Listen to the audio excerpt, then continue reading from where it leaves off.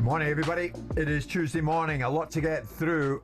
Busy texting while we're in a commercial break. It's one of those mornings. There's a lot going on out there. Certainly, Alex Crook's across a lot because he proved that earlier on when he joined the boys on breakfast to bring the news about Bruno Fernandez. And Alex Crook, our chief football correspondent, is living up to his billing big time. Alex, good morning to you. The news has come through to you then that Bruno stays. Does that necessarily mean that he stays long term at Manchester United, Alex?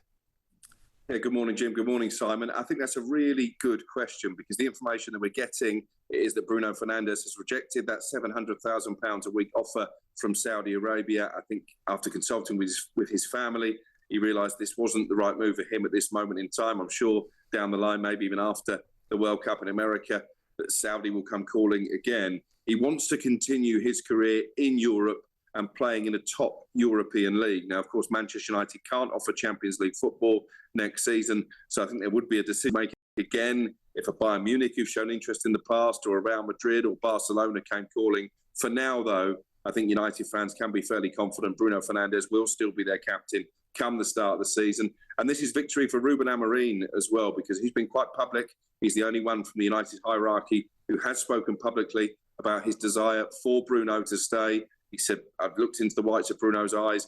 I don't think he wants to leave Manchester United. We don't want to lose him. And that may have been a different tack from Ineos had a £100 million offer been made. So at the moment, I think Ruben Amorim is quite happy. We know they've signed Matheus Cunha. We're going to talk about Bryan Mbeumo as well. And my understanding is that Bruno staying doesn't affect their pursuit of him. And I think it's been quite an encouraging start to the window for Manchester United after a dismal season. What kind of money are we talking about from Mbeumo, from Brentford, Alex?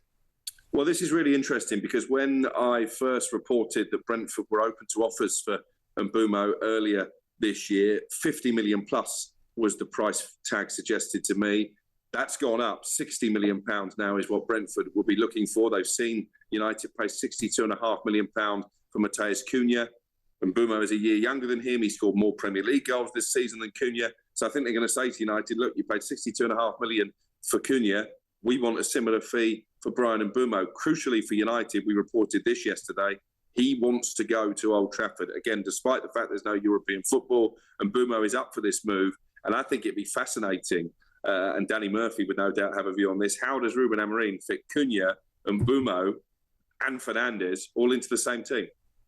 It's funny, I mean, Alex just talking about Mbeumo now. Not that long ago, Simon, we were holding the so-called BMW trio at Brentford and highlighting them. And they were made up of Said Benrahma, Bryan Mbeumo and Ollie Watkins. It's incredible in the course of a few seasons. Sure. It's totally dismantled. Yeah, I mean, I'm assuming, and obviously Ivan Toney in the mix as well, I'm assuming that the reasons why Brentford have been prepared to accept or look towards offers is the player's indicated he's not going to sign a new contract. So what Brentford want for him and what they might be able to get for him, given the fact that they clearly had a resolution in their mind that they're going to have to do something with this player and it involves him being sold, may dictate some of the fee. And given the fact the player's already expressed his preference, then it would come down to what the player might have to say about how much money Brentford are able to rinse out of the equation. Because if Man United stick hard on what they think they were prepared to pay, then Brentford might not have as many options as it currently looks like they may. Sure. Let's steer off Manchester United for a moment, Alex. News came through to me late last night that it's a 3-year deal for Ryan Mason at West Brom, West Brom's new head coach. That's a great deal for him. And he's out of Tottenham as a result of that, being assistant to Ange, of course, in recent times. What's happening with Ange still remains up for debate. Wasn't that long ago, fair amount of time, 2017, I remember Ryan Mason stopping by and speaking to me here at talkSPORT because he'd been through one hell of a time. He was forced to retire at 26 as a player after fracturing his skull against Chelsea. You'll remember that clash of heads with Gary Cahill. And Mason opened up about that dreadful experience. I feel like I've got the body to go and play on for a very long time. I'm a fit lad and I eat right. I do the right things outside of football as well. So I still think I've got another 10 years in the game. So yeah, I'm looking forward to coming back, and I do strongly believe that my best years are still to come. Alex, he's saying there that his best years are still to come. Well, obviously, time was called on his career as a player, and he's gone into coaching, and now he has his big chance, doesn't he? He does, and as you say, a 3-year contract is a big one for a Championship manager. When you look at the average lifespan of a manager in that division, I think he's bided his time. Ryan Mason, he's had a couple of interim spells in charge at Tottenham when various high-profile managers have departed. He's very highly regarded. The players seem to enjoy his work. He's a modern-day training ground coach, which is what I think a lot of clubs are leaning towards now. But it's not an easy gig at West Bromwich Albion. Obviously, Tony Mowbray, their experience in the Championship, went back there at the end of last year, couldn't get them into the playoffs. I'm not sure there's going to be lots of money for Ryan Mason to spend, so I think he's going to have to rely on that coaching ability.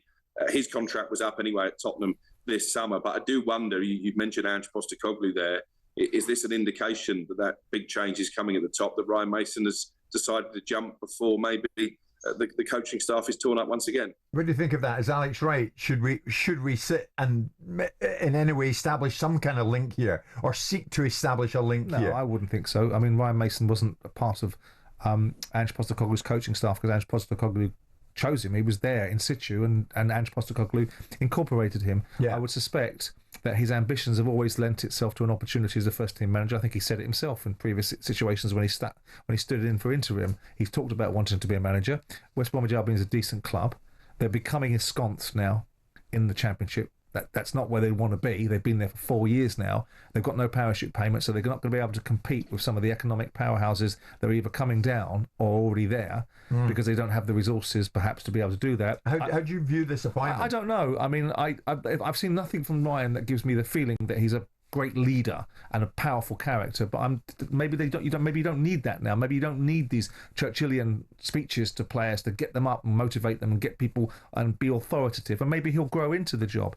And maybe there's caveats, this 3-year contract, because to me, giving an untried manager a 3-year contract means that you're potentially put a hostage to fortune a year into the job, because if he doesn't work out the way you want him to, you've got liabilities. And so I'm assuming that there'll be caveats in the contract that prevent the club from having to pay big sums out if the manager doesn't work.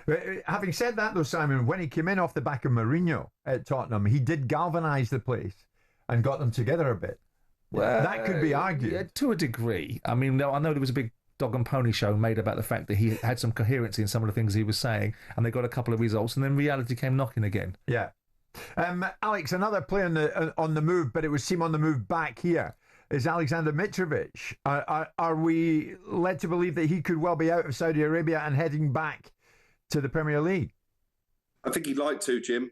Obviously, maybe one of the latest players to discover the grass is not always greener over in Saudi Arabia. I know our colleague Ben Jacobs has mentioned Manchester United as a possible destination. I think at the moment I would say that is unlikely, but obviously he's proven in the Premier League. He was excellent for Fulham in particular, so I don't think it would be too fanciful to suggest that he'll have suitors. A bit of other news, actually, Jim, that's just reaching us, and this is via our colleague David Ornstein in The Athletic, and I think Simon will be interested in this. Jadon Sancho to go back to Manchester United at the end of June. We know that they've been negotiating Chelsea to try and get him to take a pay cut to sign permanently. They've not been able to reach an agreement on that, so they're going to pay a £5 million clause to send him back to Manchester United, where clearly he doesn't have a future. West Ham have been mentioned as potential suitors for Jadon Sancho, but the issue they've got, and Chelsea have found this, he's on massive money. And if he's not willing to take a pay cut, that could be another problem that Ruben Amorim is going to face this summer.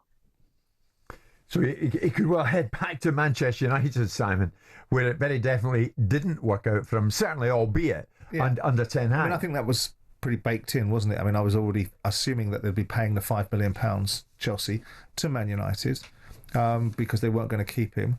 The reality of it is, I don't know how long he's got left on his contract, but there's going to have to be a view taken by everybody, because Sancho clearly, I mean, he hasn't set the heather on fire at Chelsea. He's had a few moments, and then all of a sudden people started to whip United, because a couple of times at the beginning of the season, Sancho looked like he was going to do something, but Sancho's looked like he's going to do something for a long period of time for lots of people, besides Dortmund, where he has done something. You're not a paid-up member of his fan club, are you? No, because I think he's one of those that's got lots of talent and seemingly a view of themselves which other people don't subscribe to, which is he can do as he wants. Yeah, we're not having them. Jim White and Simon Jordan. Monday to Friday mornings from 10 on AM, on DAB, via the talkSPORT app and on your smart speaker. talkSPORT.